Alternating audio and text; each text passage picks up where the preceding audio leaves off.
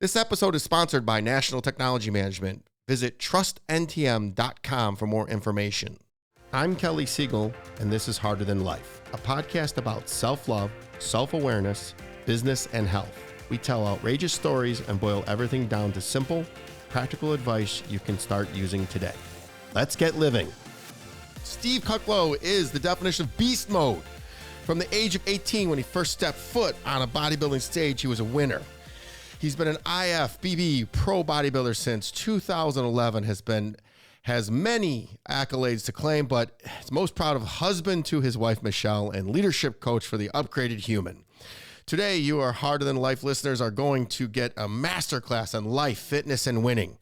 Welcome, my good man. Man, Kelly, thank you for having me. It's an honor. We've been trying to connect for a little bit, and I'm glad we finally did. Yeah, we're gonna blow the roof off of this thing. I read your bio, and you said you were a firefighter, paramedic. Tell more about, as well as how you met the love of your life in 2002, and the fact that she's pregnant, and you have a kid. So give us the best relationship advice. Let's start off with the softie. The soft thing. Well, when I first met my life was a little bit in chaos. And how I really knew she was the one, and then she was the love of my life. It was just, she brought me peace. There was this calming effect and this peace that came over me when I heard her voice. And I said, I really said to myself, I'm like, she's the one. I'm all in on pursuing her. She just rocked my world in every way. Obviously, the attraction and the is there. I mean, my wife's incredibly beautiful, but the inside, her heart, her soul, her spirit, that's really what drew me to her. And then when I got to really know her and we got truly intimate in conversation, it was something I never truly felt before. And one of the things I said, I was like, I felt like I've known you in past lives. And I feel like, in spirit, like we're not born and our spirit doesn't die. It continues to live on. And I felt like our spirits truly were one prior to this life. And when we got together and you talk about soulmates, I'm like, she's truly my soulmate and just gets me and makes me a better man. And, we got married last year. We celebrated 1 year marriage, but in this time we got a baby on the way, and it's just so many blessings have occurred, and my attitude of gratitude daily for the woman that I get to wake up next to every day. It just grows daily, and I carry that same attitude to everything in life. But I'm just a blessed man, and to have a woman like that on my side, I just puts a smile on my face. Who knew this was gonna be a love story? That makes me so happy, Steve. And I know you're having a boy. Did you? I know you made a big thing about the name. Are you releasing a name yet, or no? You're naming it Kelly, aren't you? I got another friend. It's funny. He takes a lot of credit of the reason why Michelle and I are together. So he's like, "You're going to name the baby Josh, right?" That's that. So it's one of my best friends, Josh. But we're going to carry the Steven name along. He's going to be another Steven Junior. Yeah, he'll actually be the fourth because my dad and my grandfathers were both Stephen. So the name, it just, for my first boy, I'm like, it has to be a Stephen. So different middle names. My dad's a John. I'm an Alex. He's going to be Gabriel. So That's a beautiful name. You call him Gabe too. So what, tell us how you met, because I love hearing it. And by the way, everything I've read, that's what they say. And I have yet to meet someone to bring me peace. And that's literally what I want. Is someone, I've reached a level in my life where I have such inner peace that if anything messes with it, it's just a hell no. So, right. and the person that's going to be in my life is going to advance that peace. So I that makes me so happy to hear that there's still hope for everybody. So a big biscuit head like you could get. And I love you because I just mess with you, but she's beautiful, and you're beautiful. You guys look great together. So tell us, how'd you guys meet? We kind of met in the industry. We both competed. She was an IFBB pro in bikini, and we kind of knew of each other. Didn't know each other, knew of each other, kind of thing. And she retired from stage in 2017-ish, and we kind of followed each other online and knew each other, communicated here and there, and then one day I just kind of had the balls to just say, you know what, I'm I'm going to slide in her DMs. And it kind of sounds cheesy as it is, but, we were communicating a little bit and I just asked for a number and I just said, you know what, let's just carry this conversation on the phone. And sometimes you got to shoot your shot. And sure enough, like, she's like, sure, and then, like I said, as soon as I heard her voice, I was just like floored. And I was like, whoa, I've never felt this way. And like I said, this peace came over me, and she's such a calm soul. And then just when just the I started pursuing her, and at a high level, conversation ensued, and it just was so good. It just like felt the most, just so comfortable, and felt like everything was just right. And it wasn't like I was trying to find out, like, man, am I going to figure out, like, is she this, is she that? Like, it was just, every in conversation, questions were being answered, and I knew she was the one that I truly wanted to have a family with. I truly wanted to start that chapter of my life with. And she was already a mom, and she has three kids that, are now stepchildren to me. So just to see the mom she was, to see the person she is, and to see the level of respect that she carries in people that know her. And it's just like, all those things are like somebody, I truly felt like I would look for, and then start making me a better person. Start, wanted me to level up my life in areas that I felt like, they were good, but they weren't great. And I'm shooting for greatness in this life. So she's truly one I want to shoot for greatness with in all these areas. So she's like my ride or die, my there for me no matter what. Good days, bad days. She's always there, is like my sunshine. Were you in Dallas and she was somewhere else, or where She was was in the? Florida. She was in Florida. Yeah. It's a And little you bit of were a in long distance Texas. thing. Yeah, yeah. So I was able to pull her from the Sunshine State to the Lone Star State, where the stars at night shine bright. Where in Florida was she? Miami area. Oh man, you must be a catch, because you can get. I have a house in Florida, and you wouldn't get me out of Florida no more, man. I'm in Michigan right now, and I'm only here for a couple more years. My daughter graduates. So, how in the world did you end up becoming a firefighter and a paramedic?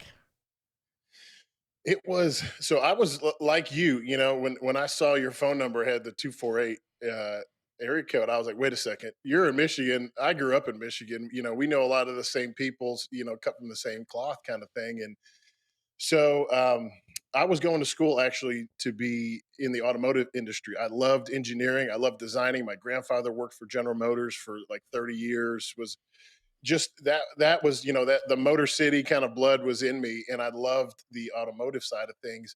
But at the time when I was going to school, they had all those layoffs, GM, Ford, everybody was laying thousands of people off in the early 2000s, and that's when I was going to college. So I had to make a choice. I said, that might not be the best career path to go and fight for a job that doesn't exist.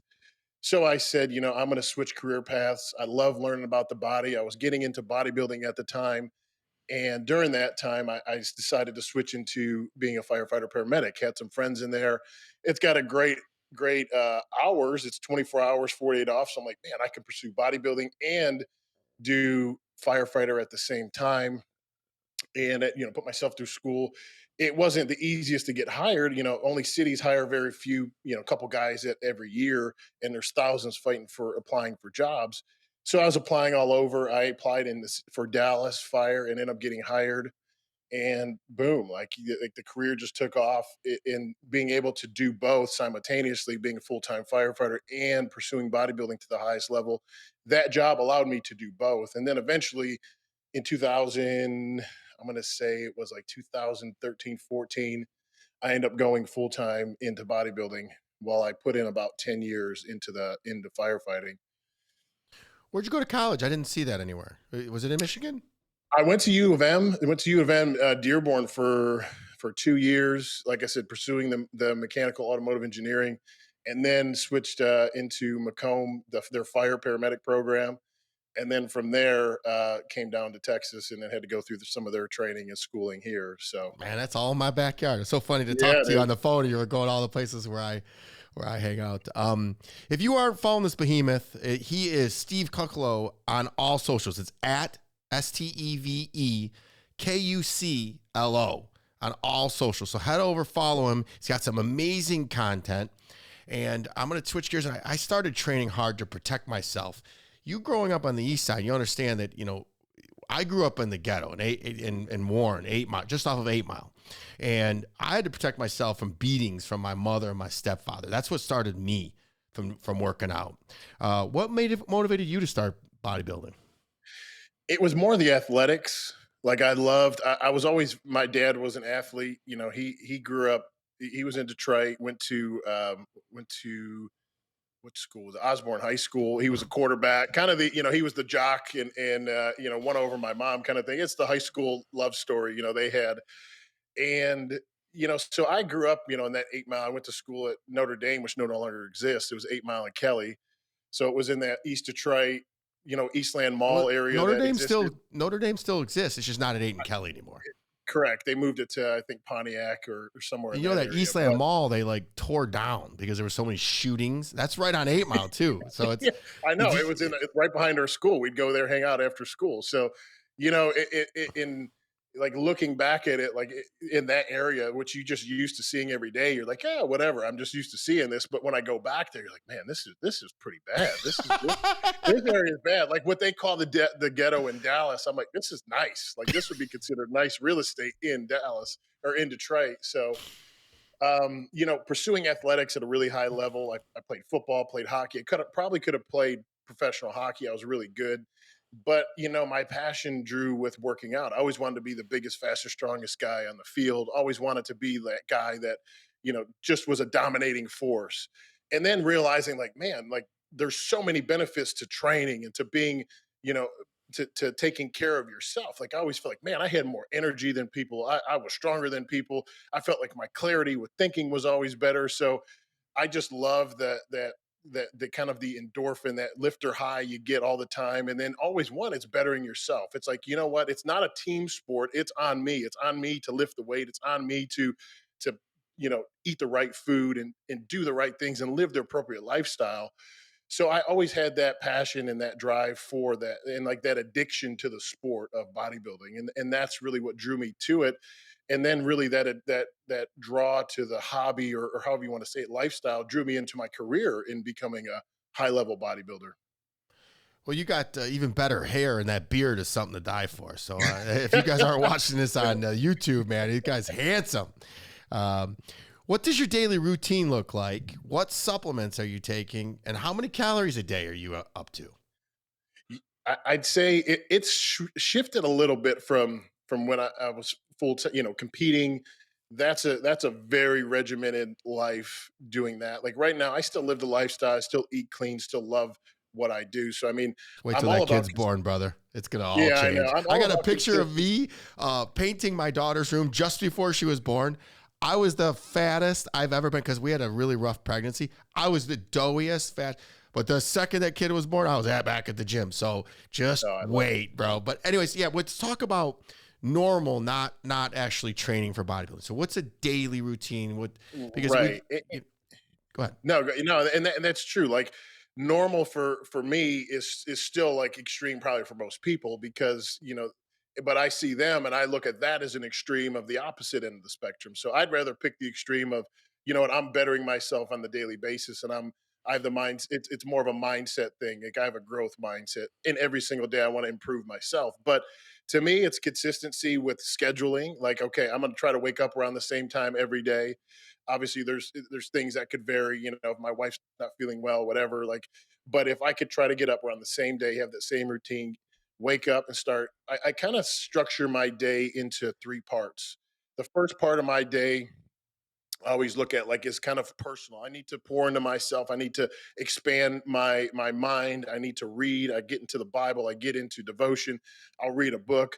Spend some time really working on myself, getting my mind right for the day. Spend some time with my wife. We typically do devotion together, so it's like I get some personal time, some time with her, and then I'm go off to the gym. I'll get to the gym and train and so I'm always so the first part of my day probably until about 10, 11 o'clock I'm working out myself and then I get into business mode where I'm like all right I need to start dialing in, get my appointments down, any kind of coaching that I do, prep that I do, or other type of business ventures that I have. It's pretty much till about 6 p.m. at night. Then I go back into family time where I focus on spending time with my wife, doing, shut the phone off, shut emails off, and I'm focusing on the relational part of my life, which is very important part of me because I'm a relationship person, love relationships. But throughout that, you know what, I'm still following the regimen of eating right. Every three hours, I'm eating good food. Not eating as much as I did when I competed, but I still follow that same principle. You know, I'm still eating good quality protein, still eating very natural carb sources and healthy fats. Like just a very basic overview of it. That's what I do every single day, and it shows. You know, I'm not eating pizza and shit one day, and then the next day, trying to eat clean and make up for it. Like that's not how our bodies work. Our bodies love consistency, so I love that, and it really it pays off, and you feel the benefits of doing that every day. That's pretty much my day on a regular basis. But supplements, like I'm very simple. If you're eating good food, you don't need to take this whole gamut of supplements. But I do make sure I take some things that I feel like benefit me. I love digestive enzymes and probiotic for digestive health is so important that I think people neglect. They don't realize so much of their immune system is within their digestive tract. So I spend a lot of time making sure that my digestion is proper. Um, and if anything, I'm big. I take like some magnesium on a daily basis, vitamin E on a daily basis, and other than that, just like curcumin. But I'm not a huge supplement guy. Like I'm not.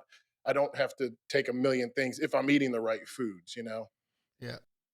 If you just listen to my or look at my social media, all you got to do is just take performance enhancing drugs, and you just look like this all the time. So, what's your That's take? it. What's your take on that, dude? I get brutalized, and I Yeah. make no bones about it that I take testosterone. But man, is I prescribed by I a would even doctor. argue. I would argue that is that really performance enhancing? It's a natural. To me, it's natural. Your body produces it. If it's lacking, I mean, what's different than somebody taking Adderall for because they don't have the energy? Like, okay, like you're not natural then because you take something that's going to make you have more energy. Like, to me, to have a hormone like testosterone is the most. It's one of the. It's the natural hormone of both male and female make, but if you're lacking testosterone, you need to optimize testosterone to optimize who you are as a person. So, yes, there's performance enhancing drugs that you hear online. A lot of these online gurus and online idiots that just tell you take all this, take the kitchen sink of a steroid cycle. That's not good. Anything in excess is not good. But if you do it in moderation, you do it and monitor your blood work and know how to do it properly, like you're optimizing. And that's why I kind of created that my coaching platform, the Upgraded Human, because I help people upgrade all these areas of their life, but hormone optimization is one of them. And yes, people are going to go right to, well, if I took all these steroids or took what you take, I'd look like you. I highly doubt it. And one, I'd pay for your cycle. Here, I'll give you everything that I took when I even competed, and you still probably wouldn't look like me because one, it's really hard work to look this way, and the amount of discipline and sacrifice that has to go into it is at an extreme level. So to me, it's like, yes, hormones play a role, and steroids are something you can use if you do it properly. And there's smart ways and not so smart ways to do it. But um, yeah, I mean, they do exist. At my age, when I came off everything, and I've always cycled very smart. That's why I've been able to do it for 20 plus years. And I don't look like I'm 60 years old like a lot of these guys do because they beat the shit out of their body. But if you do things right and cycle things right and monitored by doctors, there's smart ways to do it. And that's my approach. It's always been a long game versus like I want to get as big as I can in a short amount of time, and you're going to hurt yourself in the long run doing that.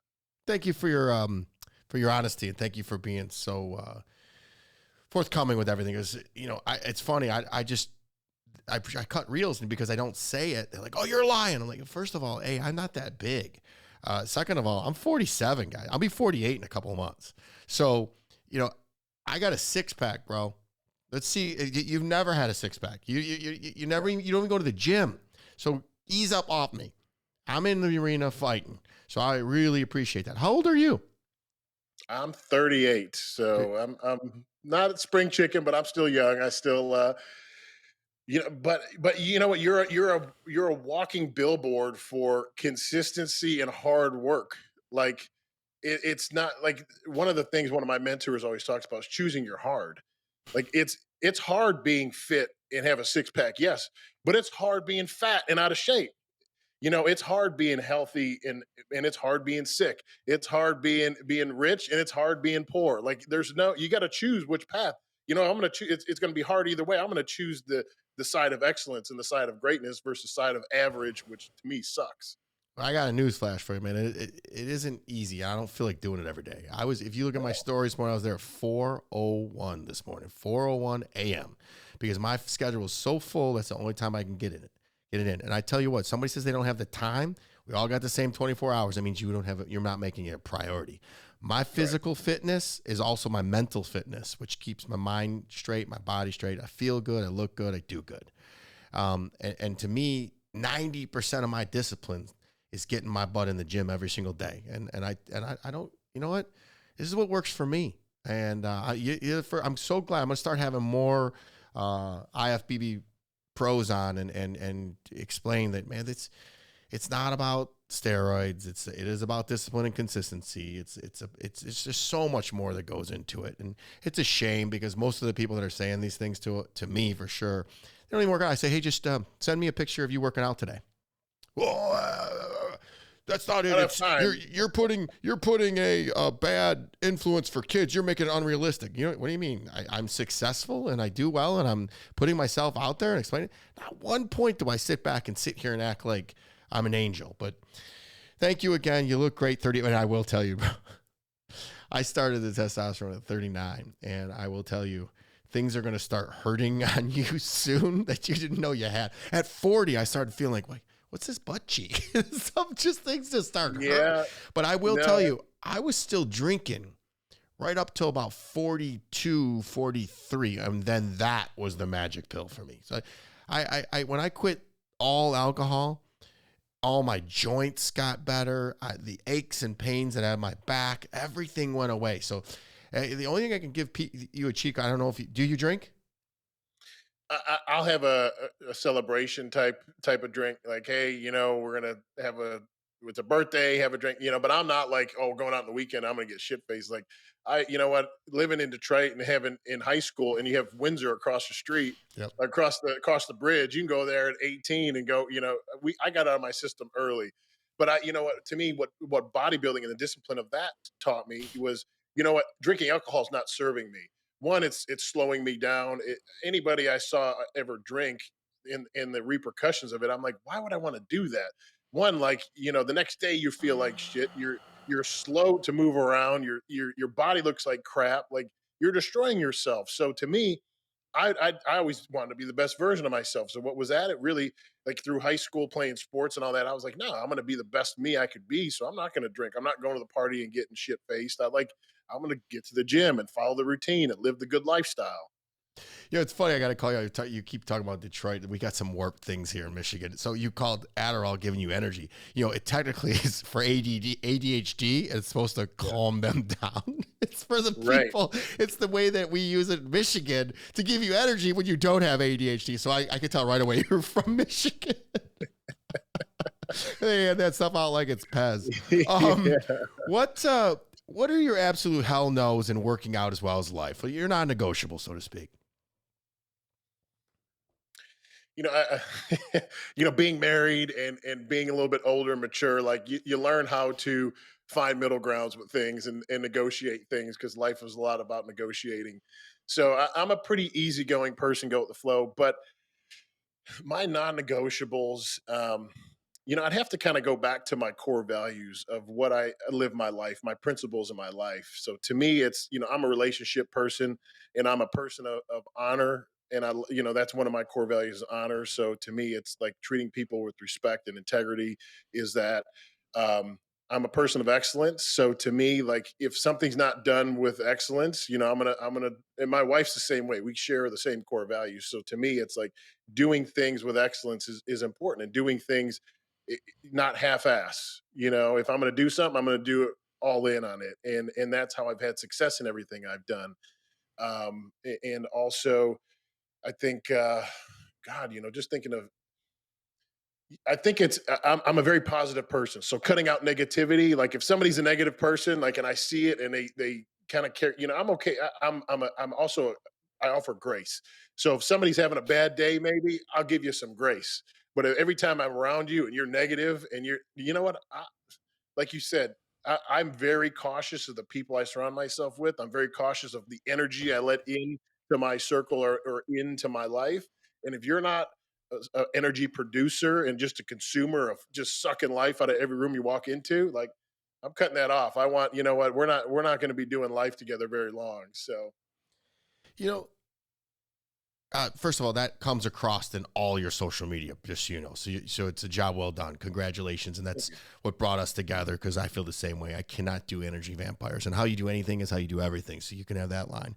You know, I don't have this question in here, but I want to bring this up because how you live your life, and there's a saying, memento mori. We're all going to die, and I want to acknowledge your good friend Jessie Lee Ward, who just yeah, passed, and I just booked her to be on the podcast, and we unfortunately aren't going to be able to do that. And I take a minute to talk because she was the most positive person I've ever seen or heard, even staring down death. So take a few minutes and just talk about her, your relationship, and then the listeners what they should take away from how to live life. Because what you just said about naysayers, you've been in Michigan, you know, everybody just is so they're so busy worrying about everything else that they're not living.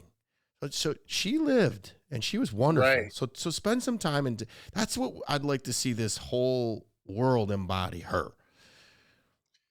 She was an incredible human being, and she walked the walk and talked the talk because she lived out what she said. And it wasn't there's so many people online, and I caution viewers and people that are out there, you know what, you're the same way. You walk the walk, but you talk the talk, and you walk that out in your life every day. And there's so many people online that just they talk a good game, but they're not the same person that you would meet them in person and be like, God, this person's an Isn't asshole. that the highest compliment you could ever get? I love when people say they're like, you're exactly how you portray yourself. And it's like, yep, Correct. yep, I'm And you genuine know all the what? time. And as a people will immediately judge me, just think I'm some stupid meathead or some mean guy, and then they meet me like, man, you're the nicest person I ever met. You know what, that, yes, that's a great compliment. So, and one of the things, like, so Jesse and I really met through the circles in Dallas that we all kind of ran in, and then she competed years prior to us meeting, so she kind of knew me, and we knew some of the same people, so we just kind of hit it off, and she really just became kind of a little sister to me, and just to see her success, and I love celebrating people's success, like, and I'm not a person that's like, well, I'll celebrate you until you get more successful than me, like, no, bro, like if you're killing it, and I in any way I could support it, any way I could celebrate it, like that means we're gonna kick ass in life together. And I want to see that for everybody around me. And if I could help people, if I could be a catalyst to help that person grow or whatever, that's huge. Like to me, that's a win for me. But what Jesse really taught was, like you said, she stared at the diagnosis of stage 4 cancer, like terminal cancer. She looked at it, and 99% of the people would roll over and just be like, well, I'm going to die. But her mindset, she was so fixed on, you know what, I'm going to beat this, and never let one day pass where she was like, I'm gonna die because of this. Like she's like, no, I'm gonna do everything I can in my power to beat this. And she didn't listen to what the noise of what everybody was saying, like, oh, this is terrible, and you're gonna this, and you should. She did everything she wanted to do. She went a very different route with treatment. She went all over the world to get treatment. She was filling me in like on when she would get updates from her doctor, and about a week before she passed she sent me an update that everything was in is starting to get better, and that she didn't have to come back for 6 months from this latest update from her doctor. And she was so excited, and hearing that, I was ecstatic. I was crying, and just out of joy for her. But you're looking at somebody that had such huge success. Like this woman she was the number one female network marketer in the world. I mean, hundreds of millions of dollars sold through what she did. She had built a huge coaching empire, owned multiple businesses, was probably an 8-figure earner on a yearly basis. And you look at that, and she blessed me this year. I had held my first live in-person mastermind, had some amazing speakers come out, and I'd love to have you in the future. But she was one of my speakers, and everybody I reached out to all said yes. She was right at the top of my list. I was like, I need to have Jesse there. And Jesse's a 50, 60K plus to come out to your event and speak, because she's, one, in super high demand, and two, amazing at what she does. But when she came out and spoke, it was probably one of the best messages and best speeches, one she ever did and one I've ever heard. And when she delivered her, she was talking about like, I'm facing this diagnosis, I'm facing this adversity, and she's like, you know what? I would give up all the money and all the success to have my health right now. So going back to the health part, it's like how important it is to take care of yourself. That's the message she started preaching. But then going into, all the success of all the money being made and all this stuff that she had, but she's like, money's great and money's a tool, but money's not everything. It's who you become along the way in that journey of success. And she always preached on that because she was the same person along that way. And that's who I always strived to be, was along the way of success. Just because I'm on a magazine cover or just because I won a huge tournament or an Arnold Classic champion or Mr. USA, that doesn't mean the person I am has to change. And she would preach that all the time. And just her attitude and her mindset, it was incredible. And if people would carry that through their life, like, wake up every day with a grateful mindset and be positive, for one, having breath in your lung, and two, having your health if you do, and then really make that a priority. And in relationships, like, she treated everybody in her circle amazing. And the way if she didn't even know you, she would treat you. And like, I've saw that. And that's like, you know what? It resonated with me because I feel like I'm the same way. I know you're the same way too. Like, you'll give anybody that you meet the shirt off your back, but like, she was just such an amazing soul, and the world's going to miss her. And you know what, she's truly a legend. She's impacted millions of people, and I believe, like, that's the kind of legacy I'd want to leave in this earth, and I have peace knowing, like, if she's called home and that was her time and she did what she was called to do and she's not in pain anymore and not suffering, then I'm at peace with that. But it was a shock, and it's still a shock that it's happened.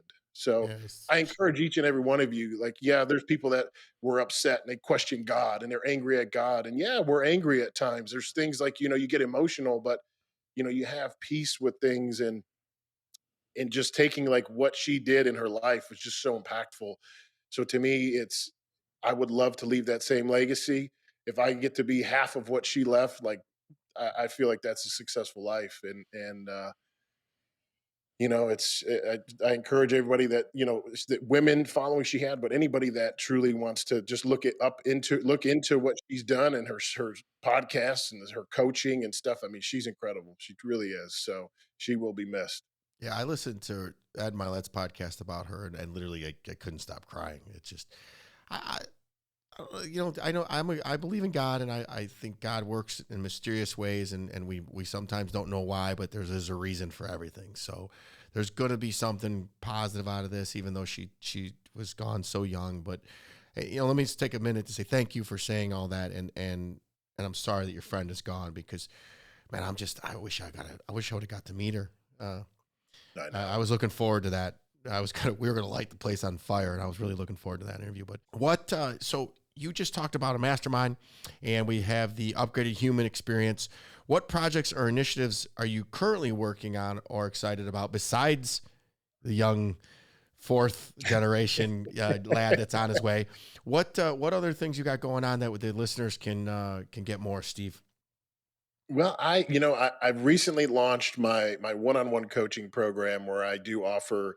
It's fitness and wellness coaching, but I really try to encourage people to really grow in all areas of life when I'm working with somebody. So my one-on-one coaching program is available for, and my target is truly high performers, because so many guys I know that are high performers, high level entrepreneurs, guys over 35 that truly have success in their life, but they've neglected their health, they've neglected their relationships, they've neglected so much. And let's start creating some more balance. Let's start upgrading these other areas of your life and start creating an upgraded human. That's kind of where the upgraded human mastermind comes in, where I do more group coaching. But my one-on-one coaching is available that I'm doing. The upgraded human mastermind stuff is more group coaching, where I do weekly calls, and I love pouring into people, love helping people upgrade these areas, and helping them with relationships or finances, or how do you become a better version of yourself by bettering your health, your wellness. So there's so many components that I love helping people, and I'm the kind of person like you. you're not reading a book and like, hey, I read this and I'm going to teach on it because now I'm an expert because I read it or I heard somebody talk about it online. Like, no, I've lived this out and I know what it takes to get there and to be at the best in these areas. So, I'm going to help you teach from experience, not just from theory. So I do that. I promote my own bodybuilding shows that I have, the Kuclo Classics. I've always been in the fitness game. I love the bodybuilding, and it's always been like a passion of mine. And I got a few other small businesses that I kind of have partnership in, but those are kind of my core of what I do. Yeah, anything that you need, you want me to speak to your mastermind, you want me to come down. I haven't been to Dallas in forever, so We're gonna bring carve you out down. carve out some time because we're gonna go have some fun and do something silly. But yeah, anything you need, just holler. I'm your brother from another mother, man. I really enjoy everything you're saying. There are no coincidences, man. You slid into my DMs and I'm like, whoa, dude, you're giving me props, and I'm like, look at this beast. I love it, man. I know. You know Game. what? You came across my page, and I don't get on there a whole lot, but when I do, I try to be intentional with my time. Like I'll look at somebody's stuff, and I'm like, man, that's really impressive. And I saw your story. You were talking, and I was like, man, like you brought it with what you were trying to deliver in your message. And then I was like, this guy's 47. He looks like he's shredded. He, clearly successful, have lived a ton of life. So those are the kind of people I always surround myself with people that to me are living their life to the fullest and are excelling or doing better than I am because I want to level up my game. I want to up where I'm at and how to do that is not surrounding myself with some average people or people that I'm the best in the room. I want to be the lowest in the room. That I want to surround myself with the highest in the room. So I receive all that, and thank you. I tell you, I game recognizes game, and I get brutalized for everything. And it's always, this is how it's supposed to be. This isn't a bromance. You've never seen somebody doing better than somebody else knock them down. And it's always the people that are below you trying to knock you. And I get that I take trend, that I take all that I look 57 instead of 47. And I keep yeah, telling everybody, hey, you're just fueling the monster. I take all that negativity. I used to get savagely beat by my big stepfather. And I took that and I leveraged it into working out. And I looked him in the eye and I said, let's go. It's you and me. And threw me out of the house. It was the best thing in the world. And you put me up against the wall and you challenge me, man, and it's on. It is go time. And I keep picking them off one at a time. And I love you said it earlier. People always judge me. Oh, he's just going to be some dumb, stupid meathead. And then I start speaking. And people are like, yeah. whoa, I read a book a week. I take in podcasts while I'm lifting. I take care of my body. And I am the genuine article, Steve. You're not going to find me sneaking drinks. You're not going to find me womanizing. There is no skeletons in my closet. So what's the real deal Holyfield, or what we should call it, real deal Siegelfield. And we're going to have some fun together. So whatever you need, you got it anytime. Let's talk about some of your hobbies and interests outside of your personal life because I want to know you even more. Share it with us. Absolutely. Well, like I said, coming from the Motor City, I love cars. I'm a car guy. What do you have? Do you have anything, I love something cool? I love speed. Yeah, I just recently, I'm kind of going through the obviously having a kid and adulting phase, so I had to get rid of some toys. But I had about 1100 horsepower ZR1 Corvette that was just incredible to drive. My wife's got a ZL1 Camaro. I love American muscle. That's kind of my thing. I love the rowdiness of it. Mustang Cobra. I've had a bunch of those, so I've always kind of loved like the American muscle. Would love to. I'll get into the exotic game eventually, but that's my passion right now. I love guns. I'm a big gun guy. I love shooting guns. Love collecting guns. Um, I kind of have the man hobbies, if you will. Bro, I we're gonna we're gonna get along no go great. ahead. You have Harleys or any motorcycles? No, no bikes, no bikes. Working in the fire paramedic field for so long and seeing the accidents that happen on bikes, I was like, I'll stick to four wheels. So that's my love there. But I love I love concerts. I love music. I love energy of people. And I'm very pro America. I want to see America win. I want to see people in this world win. And I think I want to continue to be a light in this world. Like that's my thing is there's so much darkness out there. And if I could be a light, if I could plant my flag and be like, hey, let's do some big things. Let's do some epic shit. Like, let's go. So That's why I surround myself with people like you guys, like you know, and get to know you. Like I said, I'm a relationship guy, and if you're in my phone, or if you have my number, you call me anytime, I'll be there. Like I want to be that kind of person. Oh man, I feel that love. I feel that, bro. It's I that just touched me. I got to tell you, I get sensitive because yeah, I'm in this game. I get to meet some of the most amazing people. My friends now are coming from this arena, and it's just a different. What we're gonna do together to change the world is just is we don't even know yet, but it's gonna be something epic, and I just make it warms me up inside, and it's just as simple as showing up and executing and being disciplined and consistency. There's no magic pill. People keep thinking there's some cheat code or, yes, we take a bunch of steroids and that's it. I don't go to the gym. I don't do the hard work. Work works. And the harder I work, the luckier I get. So, I still I run several companies and I still get to the gym. So that's my cheat code. Yeah, it's prioritizing. It's making what is it a priority in life? Like, okay, when you get home, are you turning on Netflix at night and you spend 2 hours watching Netflix? Why don't you adjust that time, either go to the gym after work or make some time before work? Like, there's always time. Steve, I have a home. I own a home in Florida, Cape Coral, Florida, and I realized that I spent all weekend there and never turned on one TV, not one. And I had to finish 2 books, one for a podcast tomorrow and one from last week, or one from Monday. And I had to do wait do you see the reels that are coming out next? I took them into another level. So I shot reels all day Sunday with my video team, and where most people are, Netflix and chill or eating pizza, and I worked all weekend long to make this world a better place. So, what's one thing about the people about you that people might be surprised to know? I think being out there, a lot of people know me, a lot of who I am. They see me as this big muscle guy, but one of the things I think, I truly have a soft spot for people in relationships, and this has truly been, I think, part of maturing in life. But um, I people know me as a family guy, but I truly am. Like when I could just tell you actually a quick story. About 2 days ago, my mom sent me a text message of a picture she took of a journal that she's creating for my son. And it's like notes from grandma or something like that. And she wrote a little like kind of journal note saying, "Hey, you're going to be here in 6 weeks, and your grandma loves you so much already, and you're and just." And it brought me to tears. And I'm like, man, like people wouldn't think, like you were just saying, you saw that podcast and got into tears. Like, as big and strong as I look and everything, there's a soft side to me too. So, and Dude, usually it's we around my are family. like, man, I get that all the time. They're like, if people knew how sensitive you are, how kind you are. And I'm like, I'm letting the world know. I have no problem being vulnerable anymore. Because when you're vulnerable, you either get what you want or get what you need. And I'll take what I need all day long.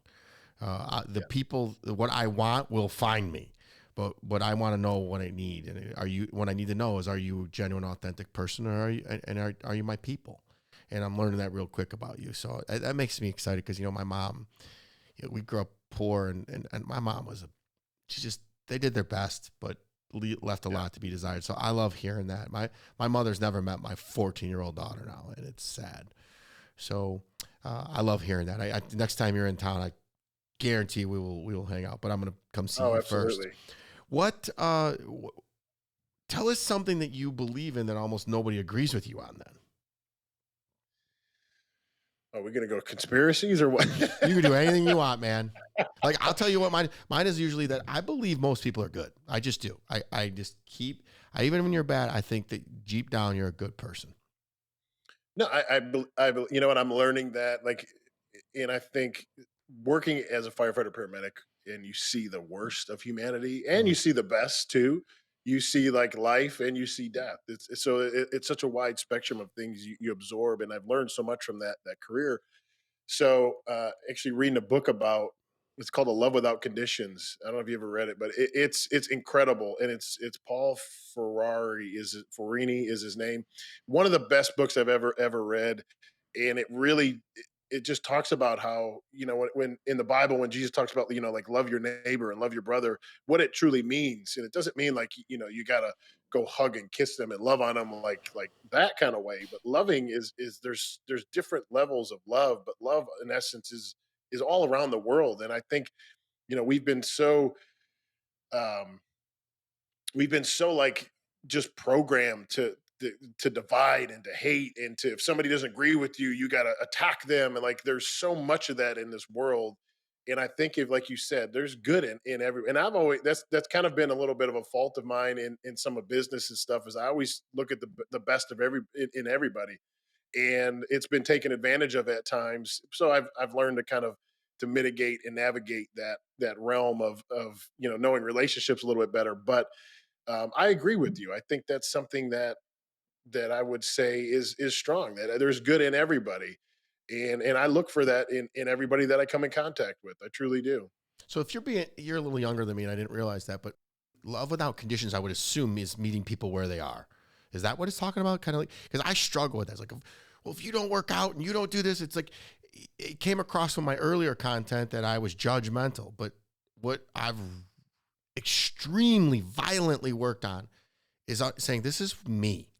This is what works for me. Take the message, leave the mess, and just take the pieces that work for you. And meeting people, hey, you want to go get banged up drunk every weekend? By all means. I'll be here when you don't want to, and I'm going to continue to model the behaviors that when you want to get sober. I'm not saying you're idiot. I'm not saying you're stupid. I'm not saying, it's part of the process. I'll meet you, and I'll provide a soft, safe landing when you're ready to go. But that's been one of the hardest things for me to portray to people. Like, man, I'm not judging you. But when you live a life that we live, people don't understand it, and they think that you're judging them, and they think that you're projecting on them, and it's just a reflection of themselves. And that's what I always tell people. Whenever you're feeling some kind of something about my content, that is God telling you, bro, work on this. Lady, Yeah. This is something you need to work on. I can look back at all God's signs and see them clear as day now of what I needed to do. So having said that, I guess you kind of said everything. So let's switch the thing. If you could have dinner with one person, alive or dead, who would it be and why? If I could, I would say Jesus, because that dude, like, not to sound cliche or like, oh, it's, Jesus freak. Like, no, like, to me, a man that has such wisdom, has lived a sinless life. And I'd love to know what he did from 12 to 30 when he left his family and went to the, kind of escaped and went to Egypt. I would love to know what he did there in that time. Like, there's so many cool questions I would love to ask, but also feel like, I got to be close to Jesus. I think that would be amazing. I think so many people in this world that I want to admire or you could say I look up to in some kind of way. Like, it's pretty amazing. I have a relationship with most of these people, and I have some kind of connection with these people, of somebody that I was like, man, I love what they're doing. And I'll just, like, who I am and the people I know and the people I meet, I end up getting close to them in one way or another. So, and whether and come close to doing dinner with these people or have had dinner with these people. So, and that's kind of, like I said, talking about relationships and alignments. Like, I'm so big on alignments in life. One of my mentors talks about that very deeply. It's like, as the humans we are, we're always chasing like, what's next? What's our assignment? What do I have to do? But then you take a step back, where the alignments in my life have led me to the assignments in my life. And anytime I've always chased my tail and trying to figure out what I'm doing next, or what business, or what is my next move. And then I talk to a friend of mine or somebody I align with in a meeting or a networking, and then boom, like it just comes where it's like, man, like that was the answer. Like that connection, that alignment led me to my answer of what I needed to do. So that's what I'm huge on. Steve, the depth of you is outstanding. I love you already, and you know, I'm glad we didn't shoot a podcast when you were in town. I'm in a much calmer mind frame. Everything happens when it's supposed to happen, and I love you. I do. I mean that with all my heart. I cannot wait to get the text from you about the baby, healthy, happy, young 10-pound beast come out. I say that your wife's going to be like, she's going to be like, my wife will pass out. Oh, if you could create one law, one universal law that we all had to follow, and you know what? I know listen, you grew up in Michigan and now you're in Dallas. Dallas, it's still a red state. It's switching a little blue. Austin's a little bit. There's got to be some really good thoughts and things that you can share with us. So if you could create one universal law, what would it be and why? You know what? This we could play a little bit on the law political side of things. I would say my thing on taxes. This is my view, and I'm like, man, I think once because you know what they talk about kids and taxes, and it's like kids that vote, and I'm like, to me, you shouldn't be allowed to vote unless you pay taxes. Woo! Boy, like You're the second person, or maybe the third person on 52 or 55 shows we're at so far that has said Jesus for dinner. But that's the first one that said, and I don't know if I disagree with that. That's pretty good. Think about that, because why are you going to be able to vote on something that you're not, if you're not paying into the system and doing all that? Like, why would you have an opinion or be able to vote on that? Like, it's like somebody giving us workout advice. I love the workout advice. You work out 7 days a week. When do you recharge? When do you rest? Yeah. Dude, you're overtraining. You're this or that. Like, show me a picture of you, and then let's talk. Like, right. It's not going to happen. So that's a fascinating freaking thing. But how would the dead people vote then? Even like kids, college kids, they're not working.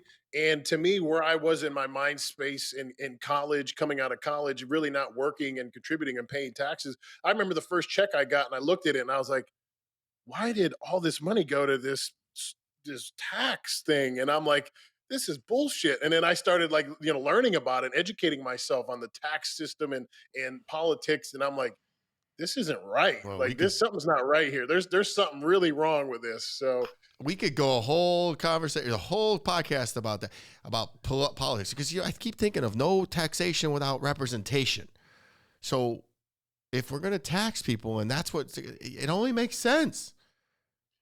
It makes sense.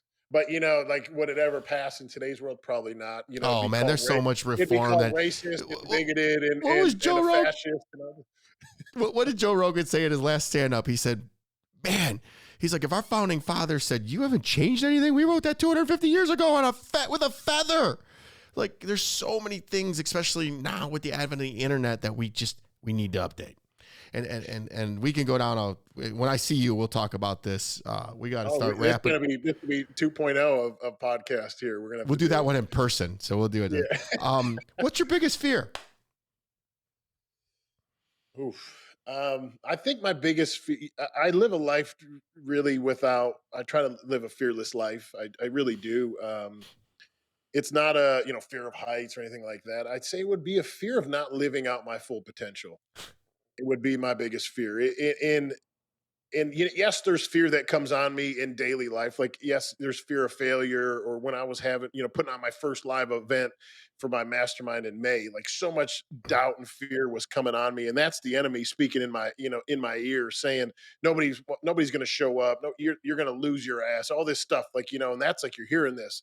But that to me is when you're hearing that voice, like, I got to press in harder, because that means something I'm doing is working and it's right. So I'm going to press in even harder. But to me, the fear would be like not living out my full potential and not impacting as many people as I possibly can. That would be my fear. I felt that we just had Rosh Hashanah, Yom Kippur. I'm Jewish, and it's a day of atonement. And this is the first year that I said, of course I had some sins. We all sin in some way, but the major ones, the big, I don't have it anymore. And it was just nice to just sit back and go, you know what, if I'm living in alignment, and it felt good. So I don't have any fear around that, and I don't have any other thoughts or process. So it's just nice to just look in the mirror and really love the person that I see. So that's huge. I know you speak so much on that, and I've really dug into that heavily. And some of my coaching stuff is self-love, because you can't really love anybody else until you love yourself. And, doing stuff that is harming or not serving you, you're not loving yourself when you're doing that. If you're abusing yourself with alcohol, you're abusing yourself with drugs, or your lifestyle, or whatever it is, your mindset, Like you're not loving yourself, and a, you can't be a negative person if you're grateful and positive. Like it's just impossible. You can't be both. So I choose the side of, hey, I'm going to be on the growth side, I'm going to be on the positive side, and I'm going to be on the winning side. There's a single person that if you ask them if they love themselves would say no. I mean, there are a few, but those are extreme cases. But most people say, oh, of course I do. And then you just look at their choices and you go, no, you don't. You don't put Yeah. yourself first. And putting yourself first, self-care is not selfish. And it doesn't mean No. screw you, I'm first. It means we can both eat together and both win together. But if push comes to shove and you start acting a fool, I'm going to be the first person to tell you, but I'm not going to partake. I just am a staunch believer in making good decisions. You show me your choices, you show me your calendar and your choices a day, I'm going to tell you if you love yourself. You know, abandoning yourself day in and day out, or even ever, means you don't love yourself. And it's funny because there's a fine line between loving yourself and being cocky and arrogant. And who did somebody say? I just saw Steven Scoggins post something about this. Cocky is, oh no, it was Mark Madsen said that arrogance and cockiness is being better than everybody else. Loving yourself is being equal as everybody else.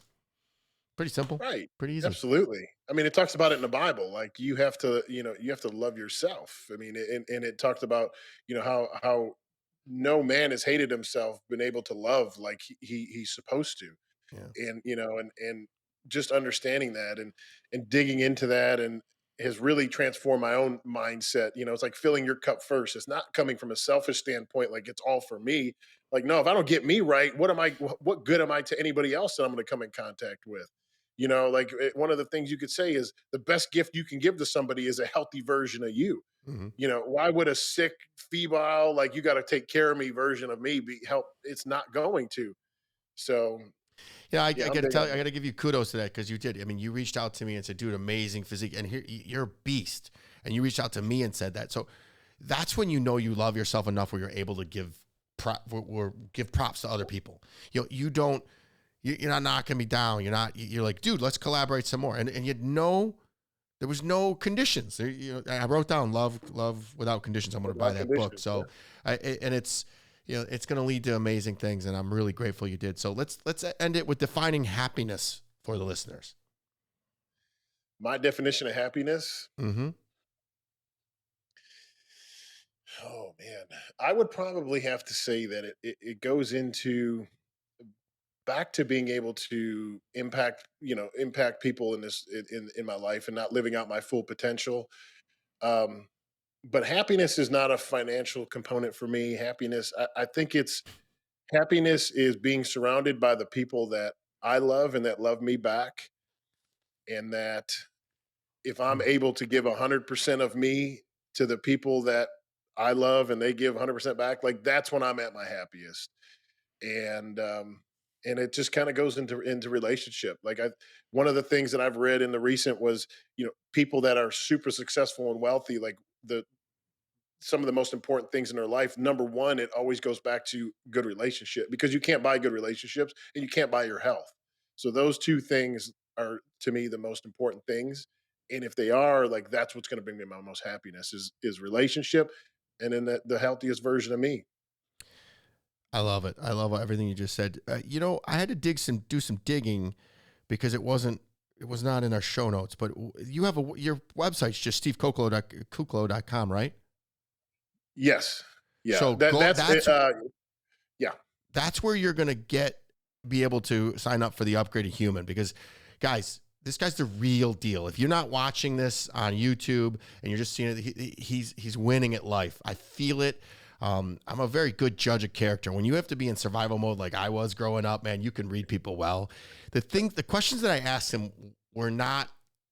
His answers were very articulate and extremely in line with someone who is winning in life. So I highly recommend you head over to the Upgraded Human, sign up, and see what just so. And I like to do this so no, I'm not wasting anybody's time. Yeah. What does one-on-one coaching cost with you? I have two tiers for one-on-one coaching. It can be $19.97 a month or $6.97 a month. And then I have my group coaching platform that's $99 a month. That's just it's me talking, doing weekly calls, creates community. There's a lot of assets on there, like free workouts that are all included, and all kinds of stuff like that. So there's a few different levels that you can get access to me. But to me, like, if you want access to me, like, if you're all in with me, I'm all in with you. And that's the way I do relationship, the way I do life. Like you said, the way you do one thing is the way you do everything. What's the best way? I said the website. Is that where you want people to go to sign up, or at least learn more about those options? Upgradedhuman.com is the website for the Upgraded Human stuff, but then it's Steve Kuclo. So it's, if you go to go.stevekuclo.com, that's if you want to book a call with me, you want to get some access and say, hey, I really want to upgrade my life. I need to get myself right. Like, come on, let's create the best version of you and let's start winning. Do you have guest speakers in your mastermind ever? Yeah, absolutely. Yeah, dude, let me come talk to them. I'll give them an energetic speech that they won't forget. No, I'm gonna do my live event again, and I definitely want you there, because you know what, like you said, we align so much. Your story, you're walking success, you're a walking billboard of it. So like, that's the people I love doing life with. I think we could do a retired pose off. Like, this is dad off right here. This is the true dad bods now, man. It's fun. I love it. I'm so grateful for you, and you're going to see some more texts from me, and I got some projects in work that I want to include you on, and I'll help you in any which way. But it's more about just giving back. I got a portal coming out, health and wellness portal that will include you on, and I'm sure that you have some great some people that can help us move this along. Everything we do is for charity. I own an IT company that puts the bill. My goal is to donate $1 million per year to 3 charities. One is and most of them are here in Michigan, but they are national. Children's Foundation, which you may remember, Variety Detroit, which gives back to children, and a new one is Families Against Narcotics. So I'm not trying to buy a jet, not trying to buy another house. I'm good. I just want to give back, because I grew up so poor, so crappy. South Warren. I went to Lincoln High School, man. We used to play you in basketball, and you used to kick the crap out of us, because it was fight for survival, man. Most of my friends from high school are dead or in jail, and it's just sad. And I don't want that for anybody, so I want to give back. Is there anything I haven't asked you that you feel compelled to share, my brother? Man, I think we hit it. I mean, we could talk another hour. We go on some of the topics we kind of abbreviated, but we'll have to do another episode, and I look forward to it. And, we'll do that one in person. Yeah, absolutely. Do that one in person. All right, please rate and share this podcast. I do my best to respond to all the comments, even the negative ones, on social platforms. So if you want to see more of something or less of something, leave a comment. Each and every episode is sponsored by my IT company, National Technology Management, the easiest and best IT company to do business with, delivering peace of mind with technology every day. Visit trustntm.com for more info. And until next week, be harder than life. Thanks, Steve. Thank you, Kelly.